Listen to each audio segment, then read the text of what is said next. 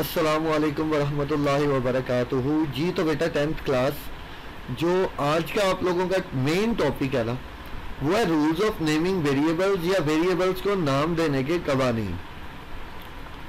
अब उससे पहले बेटा दो बातें जिनका आपको पता होना लाजमी है, वो ये कि वेरिएबल्स क्या होते हैं, मुतगय्यरात, और रिजर्व्ड वर्ड्स क्या होते हैं।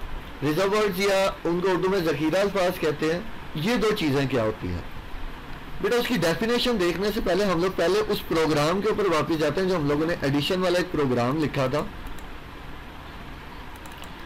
GW बेसिक आ गया आपका, ये GW बेसिक आपका ओपन हो गया। यहां पे मैं लोड करता हूं सबसे पहले एडिशन का प्रोग्राम। लोड, स्पेलिंग आप लोगों ने जो रखे थे वही रखने हैं, स्पेलिंग चेंज करेंगे तो फाइल मिसिंग का एरर आएगा। स्पेलिंग ठीक थे, सिंटैक्स ठीक था, सिंटैक्स एरर हम लोगों ने देखा हुआ है, वो इसमें हम लोग देख सकते हैं। लोड की स्पेलिंग आप गलत करें वो सिंटैक्स एरर है। अब ये लोड मैंने किया इसको, और उसके बाद अब मैं उस प्रोग्राम को लिस्ट करता हूँ। ये आपका प्रोग्राम आ गया। वेरिएबल्स आप लोगों ने मैथ के अंदर पढ़े हुए हैं, मैंने पहले भी बताया था। यहाँ पे ये जो A और B लिखे हुए हैं ये वेरिएबल है, रिजल्ट वेरिएबल है।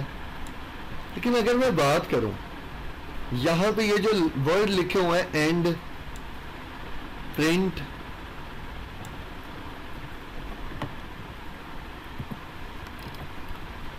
इनपुट, प्रिंट, और यहां पे ये जो एंड है, या इसके अलावा ये लोड का कीवर्ड है बेटा, ये जो वर्ड्स होते हैं इनको आप लोग वेरिएबल के नाम के लिए इस्तेमाल नहीं कर सकते। मतलब जहां पे मैंने ये लिखा हुआ है ए वेरिएबल है एक, मैं ए लिख सकता हूं, लेकिन यहां पे मैं ए की जगह में अपनी मर्जी से कोई भी नाम लिख सकता हूं वेरिएबल का, अपना नाम लिख सकता हूं फाइक। लेकिन यहां पे मैं इनपुट जो ये वर्ड है इसको मैं यहां पे वेरिएबल के नाम के तौर पे इस्तेमाल नहीं कर सकता। ये जो इनपुट, लोड, प्रिंट, एंड, ये सारी चीजें बेटा क्या है, इनको हम रिजर्व वर्ड्स बोलते हैं। और जो A, B और ये जो अपनी मर्जी से मैं नाम यूज कर रहा हूं इनको हम लोग बोलते हैं वेरिएबल्स। तो ये वेरिएबल और रिजर्व वर्ड्स का आपको डिफरेंस याद रहना चाहिए।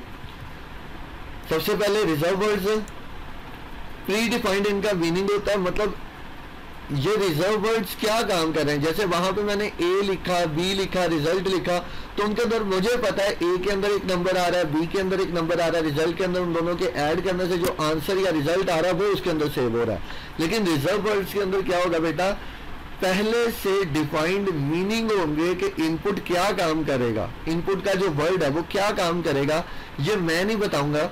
ये जो GW बेसिक है उसने पहले से सेव किया हुआ है कि इनपुट जो वर्ड है उसका पहले जो काम है वो पहले से डिफाइंड है, पहले से उसका फैसला हो चुका है इसने क्या काम करना है, पहले से तारीफ शुदा इसका मीनिंग है। For example if, then, for, while, ये सारे आगे जाके आप लोगों ने भी पढ़ने हैं। और जो वेरिएबल है वो क्या होता है, मेमोरी लोकेशन। मुतगय्यरात क्या होती है, मेमोरी लोकेशन होती है, डाटा को महफूज करने की जगह। कि कंप्यूटर के अंदर जब आप प्रोग्राम लिख रहे हैं तो प्रोग्राम के अंदर जो वैल्यूज आप लोगों ने एंटर करनी है, जो डाटा एंटर करना है, वो कहाँ पे सेव होगा, वो मेमोरी के अंदर स्पेसिफिक मखसूस लोकेशंस के ऊपर जाके, मखसूस जगहों के ऊपर जाके सेव होगा। उन जगहों को, लोकेशन को मैं क्या कहता हूँ, variable. For example N0, N1, result, इस तरह के नाम आप लोग यूज कर सकते हैं। अब जो मेन टॉपिक है वो है रूल्स ऑफ नेमिंग वेरिएबल्स। सबसे पहला रूल क्या है, कैरेक्टर्स की लेंथ, कैरेक्टर की लंबाई। बेटा इसका मतलब क्या है, यहां पे मैंने जैसे ये वेरिएबल यूज किया है A, इस नाम को मैं जितना मर्जी लंबा रख सकता हूं, जितना मर्जी लेंथी नाम यूज कर सकता हूं, लेकिन उसकी एक लिमिट है।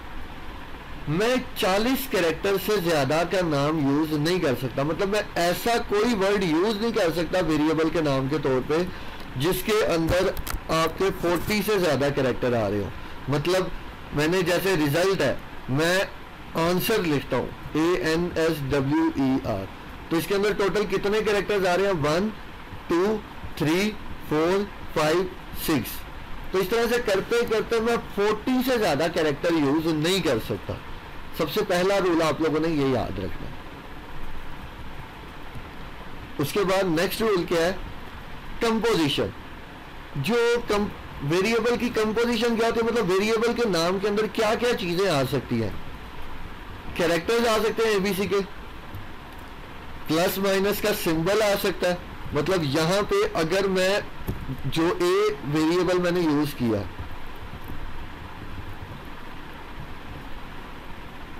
यहां पे मैं क्या क्या चेंजिंग कर सकता हूं।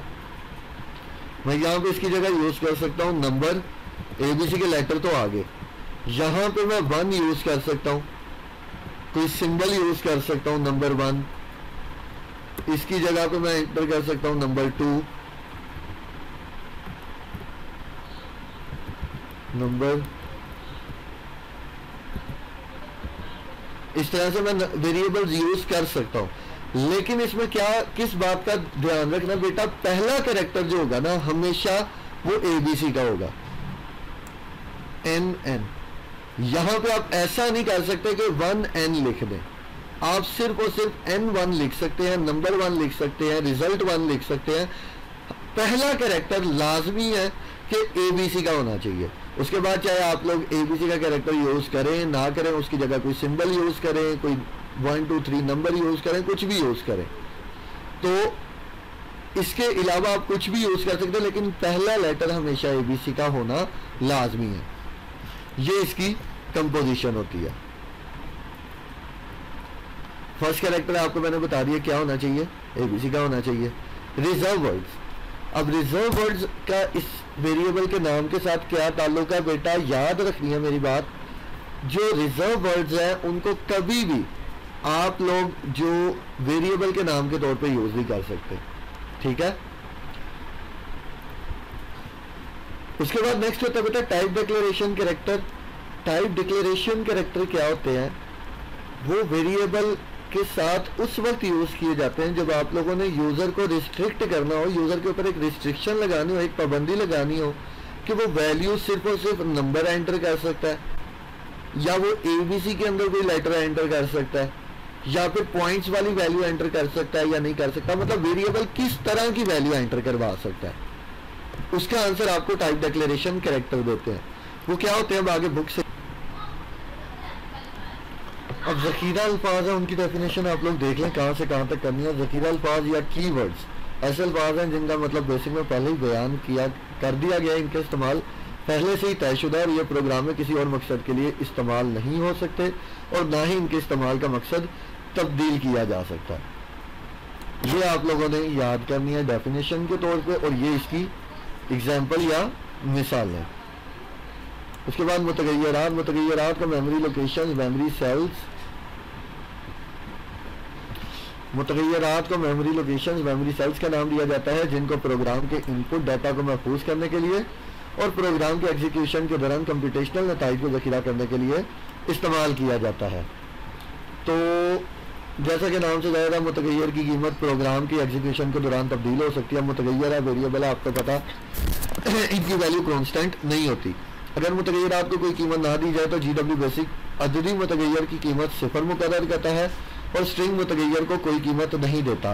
इनका मतलब आपको बाद में समझाया जाएगा जब आगे जाके ये आपके स्ट्रिंग मुतगय्यर कौन से होते हैं और अददी मुतगय्यर कौन से होते हैं।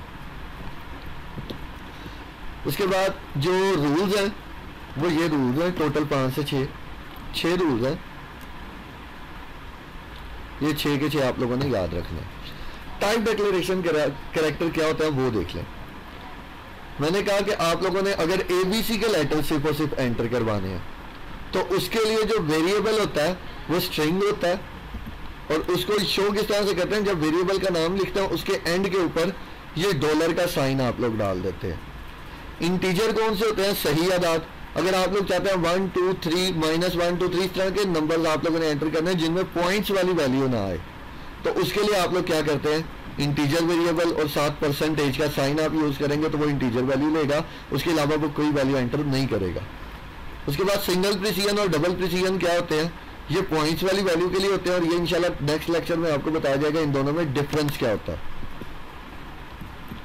इंग्लिश मीडियम वाले भी अब देख लें। इंग्लिश मीडियम वाले बेटा क्या करेंगे, रिजर्व वर्ड्स की डेफिनेशन। रिजर्व वर्ड्स और keywords are the words which have predefined meaning In basic, these have predefined uses and cannot be used or redefined for any other purpose in the basic program.